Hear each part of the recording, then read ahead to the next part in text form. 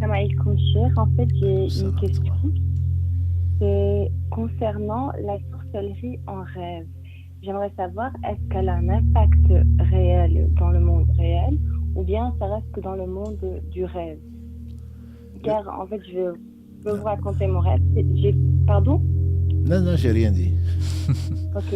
Si c'est un Parce que, cauchemar, mieux vaut ne pas le raconter. Surtout pas que le monde entier l'entende, puisque le professeur m'a dit il y a trois types de rêves. Il y a le cauchemar, on ouais. crache trois fois à gauche et on dit A'udhu billahi minash shaitanir rajim, ça n'arrive pas.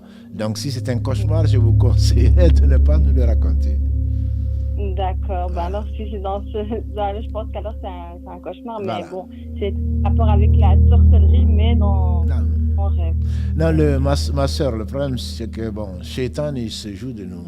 Justement, il vous fait D'accord. raconter sur YouTube, sur Instagram et sur Facebook ce que vous avez entendu et ce qu'il vous a fait voir plutôt pour nous attrister.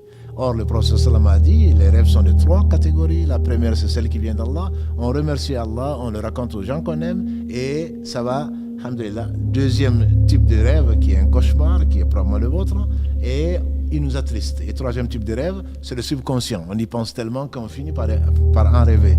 Pour revenir peut-être, on en parlera peut-être la semaine prochaine ou autre, ce qui est connu, c'est que dans les rêves, quand on voit des serpents, quand on voit de la sorcellerie, etc., c'est qu'on est entouré de djinns qui veulent nous posséder, etc.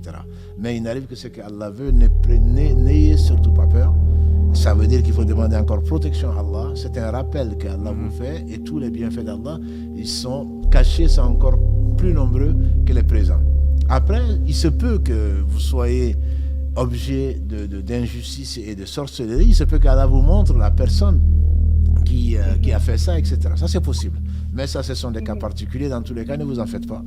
Les rêves restent des rêves. Ce n'est pas la réalité. Même s'il se peut que Allah vous montre ce qui vous perturbe et que Mhm. après vous vous réveillez, vous allez juste derrière la maison, que vous trouvez effectivement l'objet ensorcelé.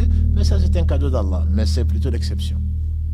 D'accord. Jazakallah khair pour cette Barakallahu وياك fik. réponse. وياك Barakallahu بارك fik. الله فيك السلام عليكم ورحمة الله. Salam alaikum.